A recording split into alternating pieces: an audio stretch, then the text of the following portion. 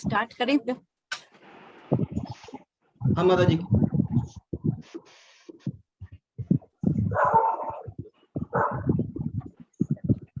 जय राधा माधव जय कुंज बिहारी, जय राधा माधव जय कुंज बिहारी, जय गोपी जन वल्लभा, जय गिरिवरधारी, जय गिरिवरधारी, यशोदानंदन व्रज जनरंजन, यशोदानंदन व्रज जनरंजन, यमुना तीर वनचारी, यमुना तीर वनचारी, जय राधा माधव जय कुंज बिहारी, हरे कृष्णा कृष्णा कृष्णा हरे हरे, हरे राम राम राम हरे हरे, हरे कृष्णा कृष्णा कृष्णा हरे हरे, हरे राम राम राम हरे हरे, हरे कृष्णा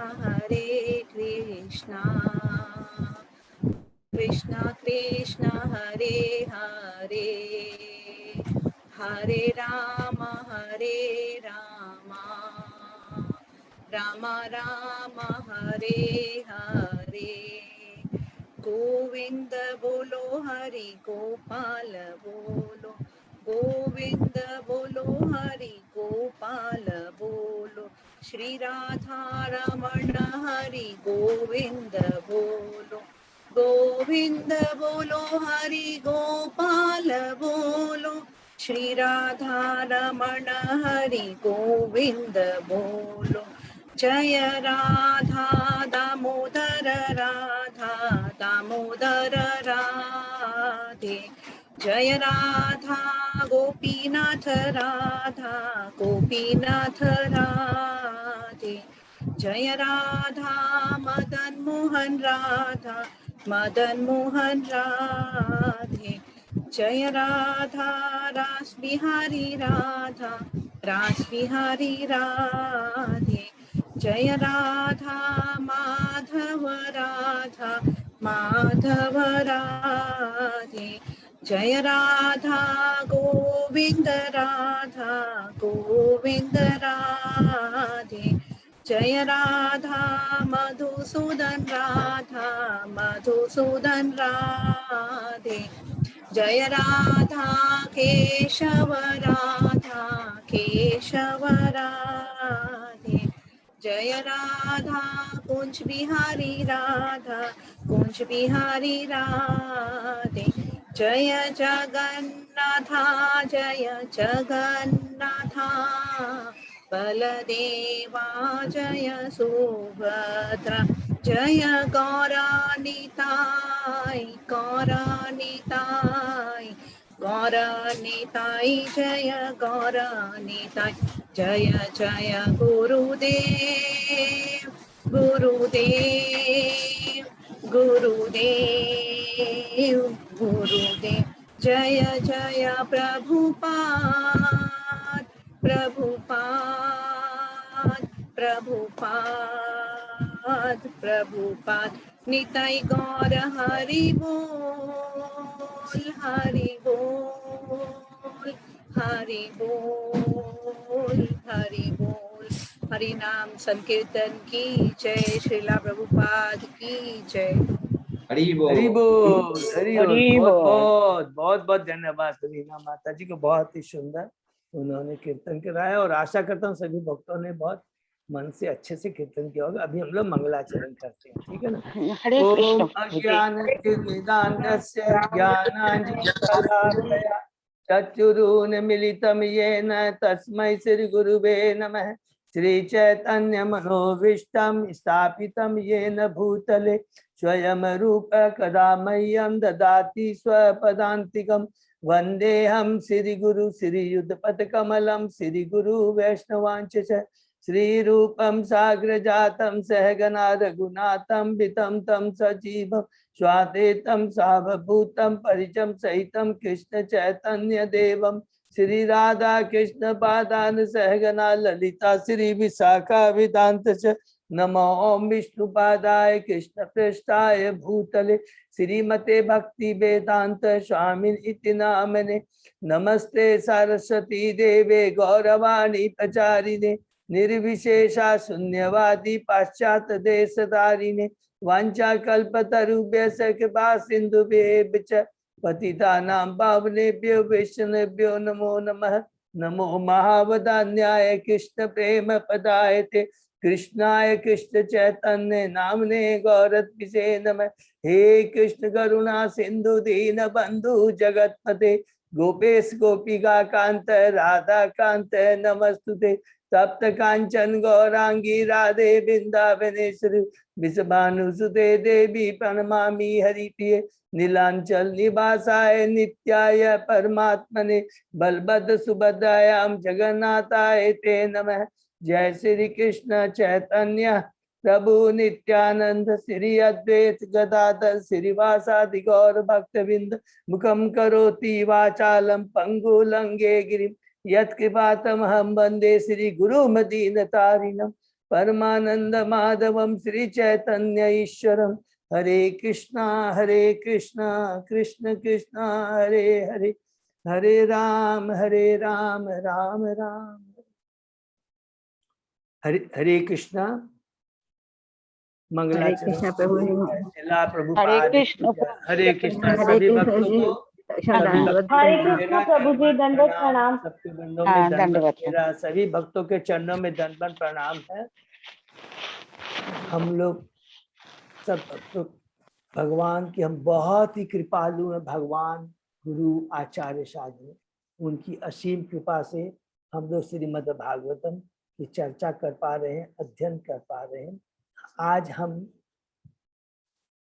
कैंटे 2 के दूसरे अध्याय में प्रवेश करेंगे।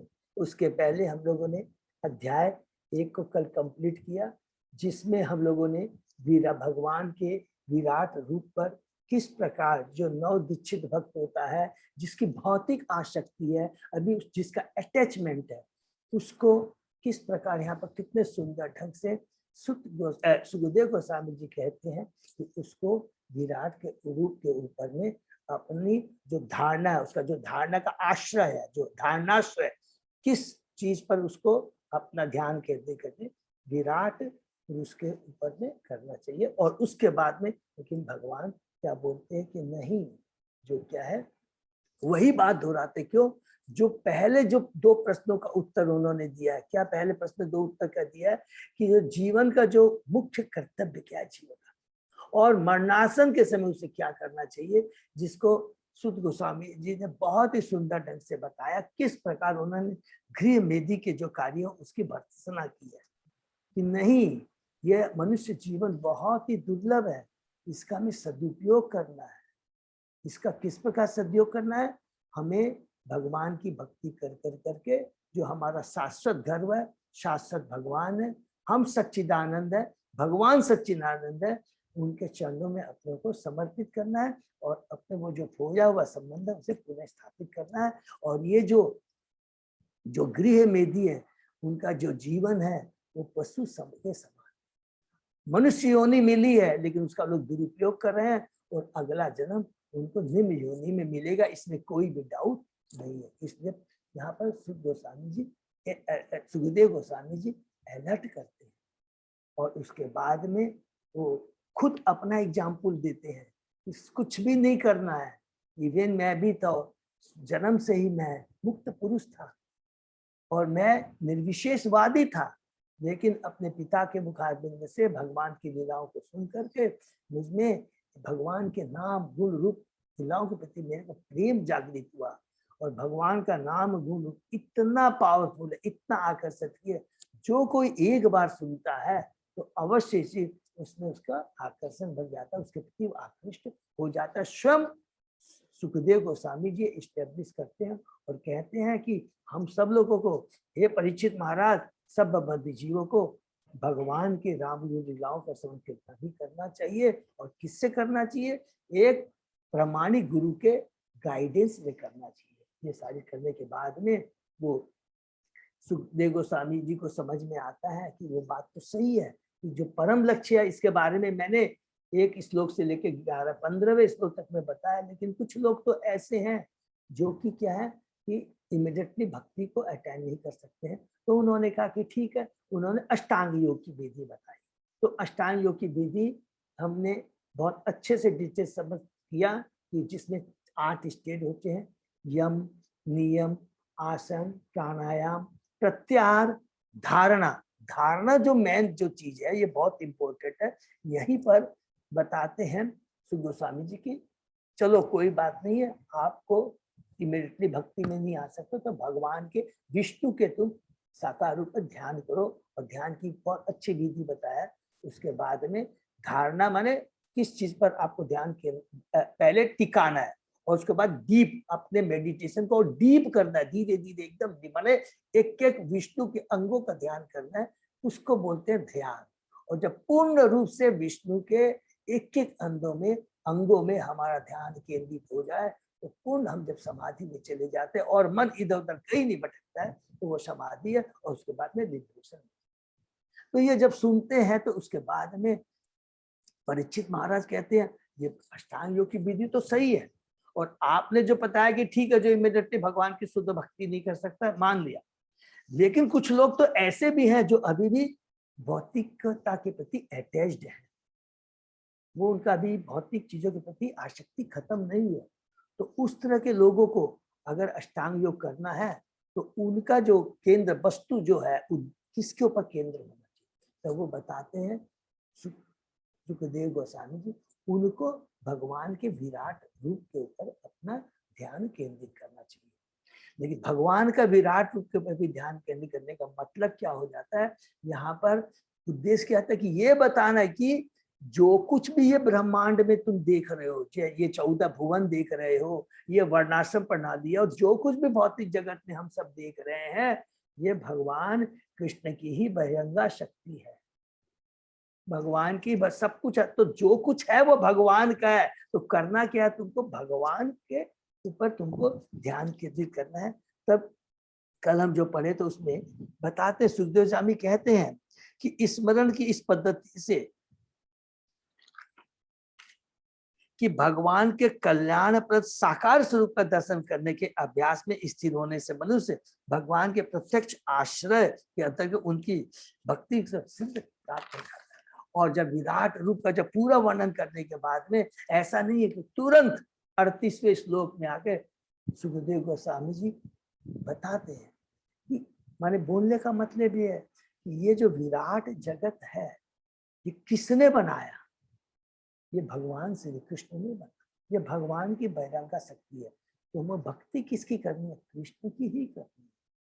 तो उसमें देखिए अंत में 2 श्लोक में सुखदेव गोस्वामी जी कहते हैं, मनुष्य को अपना मन भगवान में एकाग्र करना चाहिए, क्योंकि वे ही अपने को इतने सारे रूपों में उसी तरह विचित करते हैं जिस तरह की सामान्य मनुष्य स्वप्न में हजारों रूपों की सृष्टि करता है। मनुष्य को अपना मन एकमात्र सर्व आनंदमय परम सत्य पर एकाग्र करना चाहिए, अन्यथा वह पथ भ्रष्ट हो जाएगा और अपने हाथों ही अपना पतन कर देगा। तो यहाँ पर प्रभुपाद जी, सुखदेव गोस्वामी जी हमें बताते हैं। और प्रभुपाद जी भी 39 जो कल हमने लास्ट श्लोक में पढ़ा, उसमें लास्ट में एक चीज बताते हैं, रिपीट करते हैं खत्म करने के पहले। तात्पर्य बोलते हैं कि किंतु मानव जीवन तो इस सृष्टि तथा प्रलय के चक्कर से बाहर निकलने का अवसर है। ये मैंने जो सृष्टि के बारे में जो बताया कि विराट पुरुष से भगवान की सृष्टि है, इसके अंदर जो कुछ भी है, ये इसलिए बताया कि तुम जिसके प्रति अटैच्ड हो, हे बद्धजीव, तुम जिस चीज के प्रति अटैच्ड हो, अभी तक तुम्हारा उसके प्रति डिटैचमेंट नहीं हुआ, ये भगवान की शक्ति है, तो उन भगवान के ऊपर ही तुम अपना ध्यान केंद्रित करो। इसलिए वो लास्ट में तात्पर्य बोलते हैं, किंतु मानव जीवन तो इस सृष्टि तथा प्रलय के चक्कर से बाहर निकलने का अवसर है। इस जो भौतिक जगत है, इसका सृष्टि पालन संज्ञा, इसके चक्कर में नहीं फंसना, इस भौतिक जगत में नहीं फंसना है, इससे बाहर निकलना है। और इसीलिए मनुष्य योनि मिली है। ये ऐसा साधन है जिससे मनुष्य भगवान की बहिरंगा शक्ति से अपना पिंड छुड़ाकर उनकी अंतरंगा शक्ति में प्रवेश कर सकता है। हरि वो।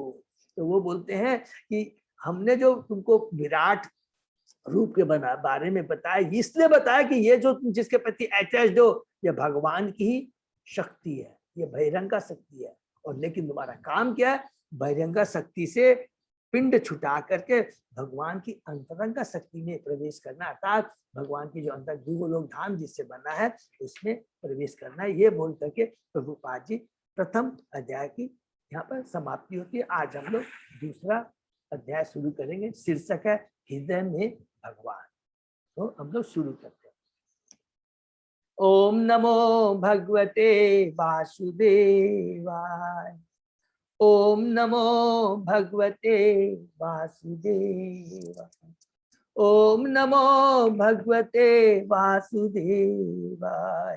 नारायण नमस्कृत्य नरं चैव नरोत्तमं देवी सरस्वती व्यासं ततो जयम् उदीरये। नष्ट प्रायेषु अभद्रेषु नित्यं भागवत सेवया भगवती उत्तम श्लोके भक्ति भवति नैष्ठिकी। आराधयो भगवान ब्रजेश तनय ततदाम वृंदावनम रमया काचित् उपासना व्रजवधू वर्गेण्य कल्पिता। श्रीमद् भागवतम प्रमाणम अमलम प्रेमा पुमर्तो महान। श्री चैतन्य महाप्रभो मतम इदम तत् आदरो न पर। हरे कृष्णा कृष्ण कृष्ण हरे हरे, हरे राम राम राम हरे। अध्याय 2 श्लोक नंबर 1।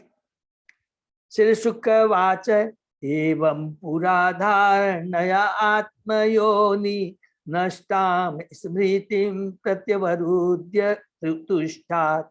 यथा ससर्ज इदम अमोघ दृष्टि यथा अप्ययात प्राक व्यवसाय बुद्धि। सुखदेव गोस्वामी ने कहा, इस ब्रह्मांड के प्राकट्य के पूर्व ब्रह्मा जी ने विराट रूप के ध्यान द्वारा भगवान को प्रसन्न करके अपनी लुप्त चेतना प्राप्त की। इस तरह वे पूर्ववत सृष्टि का पुनर्निर्माण कर सके। तो यहाँ पर भी सुखदेव गोस्वामी कहते हैं कि जो मैंने पीछे में जो विराट रूप के बाद जो ध्यान करने के लिए कहा, तो एक बार ब्रह्मा जी ने भी भगवान के विराट रूप पर ध्यान कर करके भगवान को प्रसन्न कर करके अपनी चेतना प्राप्त की, अर्थात उनका जो उद्देश्य प्राप्त करके भगवान ने उनको जो कार्य दिया था, सृष्टि का कार्य किया था, वो पुनर्निर्माण करके सृष्टि का वो उसमें लग गए। ठीक है ना। तो तात्पर्य में डिटेल में इसको ठीक है, इसको थोड़ा सा पढ़ सकते हैं। चलते हैं। यहाँ पर ब्रह्मा जी की विस्मृति का उदाहरण दिया गया। ब्रह्मा जी भगवान के भौतिक गुणों में से एक गुण के अवतार है। वे प्रकृति के रजोगुण के अवतार होने के कारण भगवान द्वारा सुंदर भौतिक सृष्टि की रचना करने के लिए शक्ति प्रदान, तो भी असंख्य जीवों में से एक होने के नाते वे अपनी सृजनात्मक शक्ति का कला को भूल सकते हैं। जीव की यह विस्मृति जो ब्रह्मा से लेकर एक क्षुद्र चींटी तक पाई जाती है, ऐसी प्रवृत्ति है जिसका संबंध भगवान के विराट रूप के ध्यान द्वारा किया जा सकता है। यह अवसर मनुष्य योनि में प्राप्त होता है, और यदि मनुष्य श्रीमद् भागवत के आदेश का पालन करके विराट रूप का ध्यान करना प्रारंभ कर देता है, तो उसकी शुद्ध चेतना का पुनः उदय हो सकता है तथा साथ ही भगवान के साथ अपने नित्य संबंध की विस्मृति का निराकरण हो जाता है। तो यहाँ पर हम ध्यान रखेंगे कि यहाँ पर प्रभुपाद जी किसके लिए बोल रही है। हम जो भगवान के साकार रूप के प्रति जिनकी कोई निष्ठा नहीं है, तो उनको डिस्करेज नहीं करते हैं, क्योंकि ये एक काइंड ऑफ प्रीचिंग, तो कोई बात नहीं है। अगर कोई भगवान के विराट रूप पर भी ध्यान करता है, क्योंकि उसमें भगवान का नाम आता है, और जहां भी भगवान का नाम आता है तो वो लाभदायक ही होता है। तो लेकिन यहाँ बता रहे उद्देश्य क्या है कि भगवान के प्रति अटैच होना, भौतिक जगत के प्रति अटैच नहीं होना, क्योंकि स्वयं ही भगवान बोलते हैं कि ये दुखालयम अशाश्वतम है। तो जैसे एक बार विराट पुरुष के ऊपर या विश्व रूप के ऊपर ध्यान केंद्रित करते हैं, तो स्वतः यहाँ पर बता दें, ब्रह्मा जी के उदाहरण से बता दे रहे हैं कि उसकी मति ठीक हो जाती है, अर्थात वो फिर अवश्य 110% विराट रूप से आगे बढ़कर के अपनी भक्ति को, अपनी चेतना को एडवांस कर करके वो भगवान के साकार रूप पर अपना ध्यान केंद्रित करेगा ही करेगा। ब्रह्मा जी क्यों, दो चीज यहाँ बताया कि भौतिक जगत ऐसा है, विस्मृति बद्ध जीव में रहती है। जब ब्रह्मा जी विस्मृत हो जाते हैं तो हम, जैसे यहाँ पर क्लियरली दिया है, ब्रह्मा से लेकर एक शुद्ध चींटी तक पाई जाती है विस्मृति की जो है इस भौतिक जगत में, ये सबके प्रति है। लेकिन चूंकि ये विराट जगत है, चूंकि भगवान का बनाया हुआ है, और चूंकि भगवान के बारे में अल्टीमेटली हमको बताना है कि ये विराट जगत भी भगवान का द्वारा बनाया गया, ये एक बार जब बद्ध जीव को समझ में आ जाता है तो 110% उसकी मति ठीक हो जाती है, और अवश्य भी वो भगवान के साकार रूप के प्रति आकर्षित होगा। यही यहाँ पर मैंने बताने का प्रभुपाद जी का तात्पर्य है। आगे हम लोग जाकर थोड़ा सा पूरा नहीं पढ़ने की है, आगे हम तात्पर्य पढ़ते। मुक्ति का अर्थ है विस्मृति की निद्रा से निकल कर बाहर आना, भगवान की असली प्रेमा भक्ति को प्राप्त होना, जैसा कि ब्रह्मा के उदाहरण से स्पष्ट है। तो यहाँ पर प्रभुपाद जी बताते हैं कि ब्रह्मा जी की बुद्धि विस्मृति ठीक हो जाती है, और फिर और एक लाइन में उनकी बुद्धि वैसात्मिक बुद्धि, गीता के जो दूसरे अध्याय के यहाँ पर 41वें श्लोक का भी प्रभुपाद जी ने वर्णन किया, हम डिटेल में नहीं पढ़े। तो यहाँ बोलना ये चाहते हैं प्रभुपाद जी की ब्रह्मा जी भी की बुद्धि, जैसे उन्होंने भगवान के विराट रूप का ध्यान किया, तुरंत उनकी बुद्धि ठीक हो जाती है, और भगवान ने जो उनको आदेश दिया था, जो उनका उद्देश्य वैसात्मिक बुद्धि माने जो एक ध्यान केंद्रित हो जाता है, जो जीवन का चरम लक्ष्य है कि भगवान की भक्ति करना, तब तुरंत वो समझ जाते हैं कि उनको क्या करना है। तो यही बात यहाँ पर बताना चाहते हैं। ठीक है, नेक्स्ट। सावदस्य ही ब्रह्मण एष पंथा यत नाम भी ध्यायति दी अपार्थे परिभ्रमन् तत्र न विदन्त अर्थान् मायामये वाष्णया शयान्। वैदिक ध्वनियों को प्रस्तुत करने की विधि इतनी मोहने वाली है कि अब व्यक्तियों की बुद्धि को स्वर्ग जैसी व्यर्थ की वस्तुओं की ओर ले जाती है। बद्ध जीव ऐसे स्वर्गिक मायावी वासनाओं के सपनों में भटकाते रहते हैं, लेकिन उन्हें ऐसे स्थानों में सच्चे सुख की प्राप्ति नहीं हो पाती। तो देखिए सुखदेव गोस्वामी जी यहाँ से कितनी सुंदर बात कह रहे हैं कि ये जो बौद्धिक जगत है, और इस भौतिक जगत में जितनी भी वेदों के बारे में बताया गया है, वेदों का देखिए लक्ष्य एक है, लेकिन हमारे ऊपर निर्भर करता है कि वेदों का वास्तविक सार क्या है, ये हमें जानना। वेदों की वाणी के प्रति हमें आकर्षित नहीं होना। वेदों, क्योंकि जो मूर्ख लोग होते हैं, अल्प बुद्धि वाले होते हैं, वो क्या होता है, तुरंत वेदों की ध्वनि के प्रति आकर्षित हो जाते हैं। अरे स्वर्ग कैसे जाया जा सकता है, किस प्रकार हमें सुंदर पत्नी मिल सकती है, इस तरह की अलग अलग वो रास्ते खोजते हैं वेदों की एक एक लाइन को पढ़, लेकिन उसका उद्देश्य देखिए 10 नाम अपराध में ये भी लिखा गया है कि वेदों का अवहेलना नहीं करना, लिखा है ना। चौथा नाम अपराध है क्या, गुरु के आवेदों की अवहेलना करना। वैदिक शास्त्र प्रमाणों का खंडन करना, वैदिक शास्त्र और प्रमाणों का खंडन। तो इसका मतलब ये बहुत समझने की बात है कि भगवान ने जो भी वेद ब्रह्म निकले उसका खंडन नहीं करना, उसमें जो चीज लिखी है, जो बात है, उसको समझना है। ये बहुत ज्यादा जरूरी चीज है, क्योंकि मनुष्य योनि क्या है, आत्म साक्षात्कार के लिए। थोड़ा सा हम लोग पढ़ेंगे तो एक एक करके चीज सारी समझ में आएगी। जो कुछ वेदों में बात लिखी है वो मनुष्य के लिए है, पशुओं के लिए। कुछ लोग हैं इतने भौतिकतावादी हैं, अगर हम उनको तुरंत बोलेंगे कि आप भक्ति में आ जाओ तो नहीं आए, तो उनके लिए धर्म अर्थ काम मोक्ष। लेकिन भागवतम आकर करके जो और आगे भक्ति में एडवांस हो गए उनको रिजेक्ट कर देता है। वो इसलिए रिजेक्ट कर देता है क्योंकि जीवन का जो अंतिम लक्ष्य है वो समझना बहुत जरूरी है, भगवान की भक्ति करना। और जितने भी वेद हैं उसमें अल्टीमेटली क्या बोला गया है कि अगर हम तुमको तुरंत बोल दें कि नहीं नहीं तुमको ये कुछ नहीं करना, तो सबसे पहले वेद क्या करते हैं, मनुष्य को सभ्य मनुष्य बनाने का प्रयत्न करते हैं कि तुमको वर्णाश्रम धर्म का पालन करना चाहिए, क्योंकि जो पशुओं की जो जिसमें कोई नियम नहीं है वो नहीं चलेगा, नहीं तो ये मनुष्य होनी बड़ी बर्बाद कर दोगे। तो सबसे पहले जो वर्णाश्रम धर्म, वर्ण आश्रम, उसके बाद में कहा कि ठीक है तुमको ये चीज चाहिए तो कोई बात, तरीके से जाओ, तरीके से जाओ, अच्छा तुम ये यज्ञ करो, ये देवता की पूजा, ये अलग अलग चीजें बताते हैं। लेकिन अल्टीमेटली उद्देश्य क्या है कि अगर धीरे धीरे ये नियम का पालन करते जाओगे तो हम लोग भगवान, हमारी चेतना एक सात्विक लेवल पर पहुंच जाएगी और उस समय हमको समझ में आएगा जीवन का लक्ष्य। तो जब जीवन के लक्ष्य को समझने के चक्कर में जाके बीच में नहीं फंस जाना, बीच में मतलब क्या है, अरे स्वर्ग की भी तो बात लिखी हुई है, अच्छी बीवी की भी बात लिखी है, धन की भी बात लिखी है, इस देवता की पूजा करके ये कर लेंगे, ये गड़बड़ है। इसीलिए यहाँ पर इम्पोर्टेंट, यहाँ पर सुखदेव गोस्वामी जी अपने श्लोक से ये बताना चाह रहे हैं, अर्थात यहाँ के डिटैचमेंट के बारे में बता रहा है कि भौतिक चीजों के प्रति आसक्ति ही हमारे बद्धता का, हमारे डाउनफॉल का सबसे बड़ा कारण, ये बताने जा रहे हैं। तो इसको हम लोग तात्पर्य में पढ़ेंगे बहुत अच्छे से। बद्ध जीवन संसार के भीतर ब्रह्मांड की सीमा तक भी सुख के लिए तरह तरह की योजनाएं बनाने में सदैव व्यस्त रहता है, यहाँ तक कि इस धरा पर जहाँ वह अपनी सामर्थ्य पर प्रकृति के संसाधनों का दोहन करता है, उपलब्ध समस्त सुविधाओं से तुष्ट नहीं होता। देखिए कितनी बड़ी कि माया कितनी प्रबल है, ये भौतिक चीजों के प्रति आसक्ति कितनी है कि वो कभी भी तुष्ट नहीं होता। वह चंद्रमा या शुक्र लोक में भी संसाधनों के दोहन के लिए जाना चाहता है। इस पृथ्वी पर उसको शांति नहीं है तो वो चंद्रमा तथा शुक्र लोक तक जाना चाहता है। लेकिन भगवान ने भगवत गीता में इस ब्रह्मांड के असंख्य लोकों तथा अन्य लोकों की व्यर्थता के विषय में हमें आगाह किया।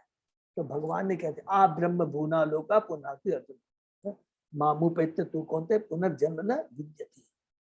ब्राह्मणों की संख्या, ब्रह्मांडों की संख्या असंख्य है और इनमें से प्रत्येक में असंख्य लोक है, लेकिन इनमें से कोई भी लोक भौतिक जीवन के मुख्य दुखों से यथा जन्म मृत्यु जरा व्याधि के दुखों से विहीन नहीं है।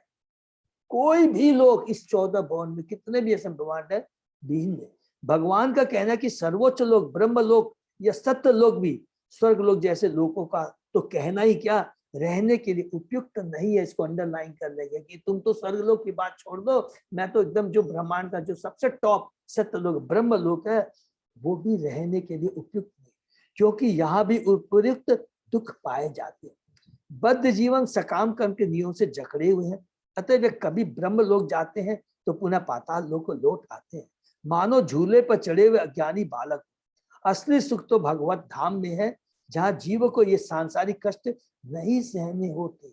अतएव जीवों के लिए सकाम कर्म की वैदिक विद्या भ्रामक है।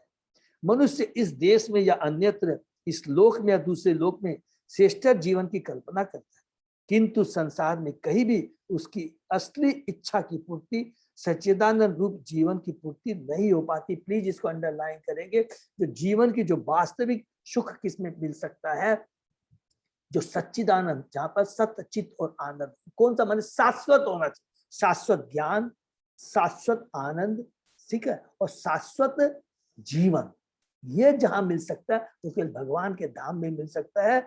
एक इस ब्रह्मांड के सत्य लोक तक में भी चले जाएंगे तो वो नहीं मिल सकता है। अप्रत्यक्ष रूप से श्री सुखदेव गोस्वामी महाराज परीक्षित को यह बताना चाहते कि जीवन की अंतिम अवस्था में उन्हें अपने मन में स्वर्ग लोक जाने की इच्छा नहीं लानी चाहिए, अपितु उन्हें भगवत धाम जाने की तैयारी करनी चाहिए। न तो कोई भौतिक लोक शाश्वत है, न वहां पर उपलब्ध जीवन की सुविधाएं भी शाश्वत। अतः उनसे प्राप्त होने वाले क्षणिक सुख को भोगने के लिए वास्तविक विरक्ति ही दिखलानी चाहिए। तो वास्तविक उद्देश्य क्या है कि हमें इस असत्य चीज के प्रति अपनी विरक्ति कैसे लाए, ये जीवन का लक्ष्य है। नेक्स्ट, अतः कवि नाम सूयावत अर्थ स्यात् अप्रमथ व्यवसाय बुद्धि सिद्धे अन्यथा अर्थे न यतेत तत्र परिश्रमम तत्र समीक्षमान। हरि बोल। अतः प्रबुद्ध व्यक्ति को, माने बुद्धिमान व्यक्ति को, उपाधियों वाले इस जगत में रहते हुए जीवन की न्यूनतम आवश्यकता के लिए प्रयत्न करना चाहिए। उसे बुद्धिमत्ता पूर्वक स्थिर रहना चाहिए और अवांछित वस्तुओं के लिए कभी कोई प्रयत्न नहीं करना, क्योंकि वह इसे व्यवहारिक रूप में यह अनुभव करने में सक्षम होता है कि ऐसे सारे प्रयास कठोर श्रम के अतिरिक्त और कुछ नहीं होते। हरि बोल। तो यहाँ पर क्लियर बोलते हैं कि हमारी जो जीवन की जो आवश्यकता है वो मिनिमम होनी चाहिए। जितना ज्यादा हम भौतिक चीजों को प्रोक्यूर करने की चेष्टा करेंगे उतना ही उसमें हम फंसते चले जाएंगे। ये 110% सही है, क्योंकि स्वतः ही मन में आ जाता है कि हमने इतना प्रयत्न कर करके इतनी चीज सुविधाएं अर्जित की हैं, तो इसका तुमको भोगना नहीं चाहिए, तो फिर बेकार हो गया मेरे मेहनत। हाँ, वास्तव में आपकी मेहनत बेकार हो जाएगी। क्यों बेकार है? क्योंकि हमारे काम आने लायक नहीं है। इस बात की चेतावनी सुखदेव गोस्वामी जी यहाँ देते हैं, क्योंकि मृत्यु के बाद ये सारी चीजें यही रह जाएंगी, यही रह जाएंगी। इसको हम भोग नहीं पाएंगे, न हम लोग साथ ले जा पाएंगे। तात्पर्य पढ़ते हैं, भागवत धर्म या श्रीमद् भागवत संप्रदाय सकाम कर्म के मार्ग से सर्वथा पृथक है, क्योंकि भक्त ऐसे सकाम कर्मों के मार्ग को समय का अव्यय मात्र मानते हैं। सारा ब्रह्मांड या यो कहें कि सारा भौतिक जगत गतिशील है, ताकि योजना बनाने के लिए मनुष्य की स्थिति अत्यंत आरामदेह या सुरक्षित बने। यद्यपि सभी लोग देखते हैं कि यह संसार न तो आरामदेह है न सुरक्षित है, और विकास की किसी अवस्था में ऐसा हो भी नहीं सकता। जो लोग भौतिक सभ्यता की भ्रामक प्रगति से मोहित हैं वे निश्चय ही पागल हैं। यह सारी भौतिक सृष्टि केवल नामों की जादूगिरी है। वास्तव में यह पृथ्वी जल अग्नि जैसे पदार्थों से बनी होने वाली सृष्टि के अतिरिक्त और कुछ भी नहीं। अरे वो देखिए कितनी बड़ी बात कर रहे हैं। ये पूरा ये भौतिक जगत, पृथ्वी, अग्नि, जमनी, वायु, आकाश, ये जो जितने भी इमारतें, सामान, कारें, बंगले मिले, फैक्ट्रियां, उद्योग, शांति, युद्ध या परमाणु शक्ति तथा इलेक्ट्रॉनिक जैसी भौतिक विज्ञान की सर्वोच्च सिद्धियां भौतिक तत्वों तथा तीनों गुणों की एकमात्र प्रतिक्रिया के मोहक नाम के अतिरिक्त कुछ नहीं। ये जो कुछ भी देखते हैं ये केवल 5 तत्व, पृथ्वी, अग्नि, जल, वायु, आकाश, मन, बुद्धि, आकाश, इसका केवल ये क्या है, चेंजेज है। मीन्स इसको हम लोग क्या बोलते हैं कि हम माने किसी चीज को, एक मट्टी है उससे आप कुछ भी बना सकते हैं, तो उसी प्रकार ये जो तत्वों से तो कुछ भी बना सकते हैं, और ये हमें भ्रामक करता है। बल्कि अल्टीमेटली जो कुछ है वो क्या है, यही 5 तत्वों से बना हुआ है, जो कि एक समय के बाद, निश्चित समय के बाद ये नष्ट हो जाएगा। क्योंकि भगवान का भक्त इन्हें पूरी तरह जानता रहता है, अतः वह उन अवास्तविक वस्तुओं को जन्म देने में रुचि नहीं लेता जो समुद्री तरंगों के बुदबुदों के समान नगण्य है। कि समुद्र में जैसे बुदबुदें उठती है, एक बार ये दिखती है और एक समय आने के बाद में ये जितने भी भक्ति जो प्रयास हमारे हैं वो सब खत्म हो जाते हैं। बड़े से बड़े राजा, नेता तथा सैनिक एक दूसरे से इसलिए लड़ते हैं जिससे इतिहास में उनके नाम अक्षुण्ण बने रहे, किंतु वे काल क्रम में भुला दिए जाते हैं। सही भक्तों से अनुरोध है कि डिस्कनेक्शन के बाद वापस से ज्वाइन कर लेंगे। सॉरी। और वे इतिहास में एक दूसरे युग को स्थान दे देते हैं। फिर और थोड़ा सा 5 लाइन छोड़ के हम लोग पढ़ते हैं। इस जगत में सुख की योजना बनाने की शोध में विनष्ट मानव जीवन का 1 सेकंड भी कभी वापस नहीं मिल सकता, भले ही वह उसके लिए लाखों स्वर्ण मुद्रा क्यों न खर्च कर दे। तो ऐसा अध्यात्मवादी